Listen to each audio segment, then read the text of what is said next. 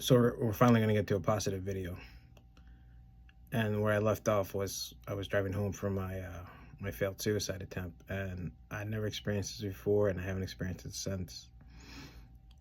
And I know it was a low point in my life, but on the drive home, as I was just feeling awful about myself, I heard a voice in my head, and I truly believe it was the voice of God saying to me, "I am with you, my son." And I needed that because I felt even worse than before I'd driven to make that attempt. And I don't know how, but my mother knew what happened. She must have known because a week after that, she drove from Florida to Maryland, and she came to grab me, and she dragged me to the University of Maryland. And I know this is going to make the video a little long, but I want to take a second to well, thank my mother, but also just to remind all the undocumented kids out there that your parents are really wise. And even though you may think they don't know anything, because sometimes they don't speak the language, or like cultural norms are beyond them, technology, but one of the great regrets of my life is that I didn't honor my mom the way I should have. And it's something that I'm still working on today, making sure that I honor my mother as God commands, but also just because she loves me.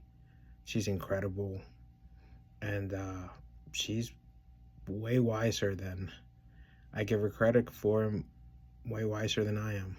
But she forced me to go to the University of Maryland, and I just thought it was a waste of time because I had 7 attempts at trying to get into the University of Maryland, and I've been rejected 7 times.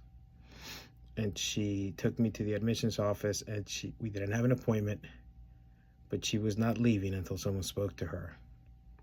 And I'm not going to name this person, but someone who changed my life, an angel that changed my life, and she's still friends with me today, over 20 years later.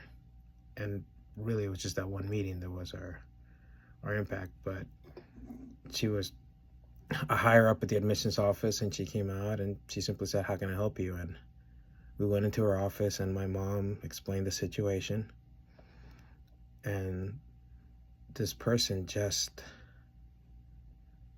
out of the kindness of her heart, just guided us to fill out yet another application. And she instructed us on what to do, what we needed to do. And she told me, once I completed the form with her guidance, to walk it up to the counter, hand it to them, and that I would get a response from Maryland in a few weeks. And a couple weeks later, I got admitted into the University of Maryland with in-state tuition, which at the time I took for granted, but working with immigrant kids now and try to help them not just get to college, but pay for it, because there's no path, there's no loans, there's no grants, there's no scholarships for undocumented kids. I didn't realize what a gift that was to get in-state. And to me, this is where the story gets really good, because even though I had spent 4 years at Montgomery College, only 54 credits transferred, I was going to need an additional 66 to graduate from Maryland, which really meant more than 2 years. But because of tuition constraints, I didn't want to do that. So I got special permission my first semester to take 17 credits as a transfer student, which I was told was a really dumb thing to do.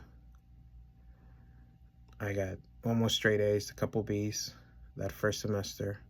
I remember the pride I had and how I took that first report card to that person that helped me get in, and how proud she was of me.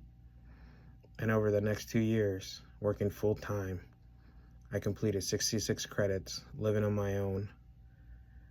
And I've done a lot of things in my life that people tell me are pretty remarkable, but this is the hardest thing I've ever done. The hardest thing I've ever did in my life was being a 21-year-old kid, putting yourself through college, working full time, going to school full time. And the truth is, I don't really know how I did it, other than I felt like I had no other choice but to do it.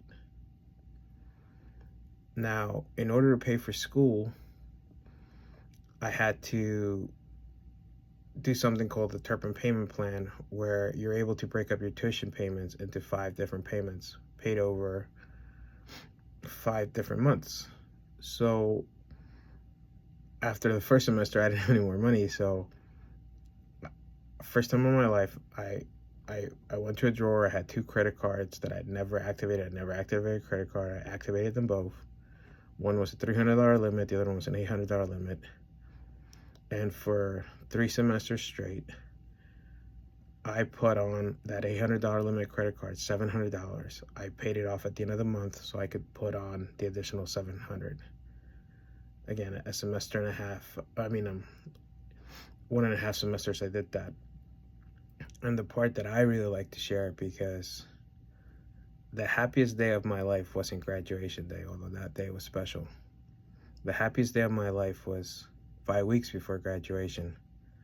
I was standing in the Lee building at the University of Maryland, waiting in line to make my final tuition payment on the Turban payment plan. I was going to put it on a credit card, and I remember thinking, I did it. My grades were really good, so there was no way I wasn't going to graduate. And that payment was the last thing in my way, and I just remember thinking, even if it takes me the rest of my life to pay off the $700, I did it. I completed my degree, and no matter what else happens in life, no one will ever be able to take that from me. And that is the happiest day of my life. 5 weeks later, when I walked in graduation, I was in such a habit of paying the credit card at the end of the month that I had paid off that credit card, and I walked debt-free, completing my degree, and I thank God for that gift. So this is where the good part of my testimony starts.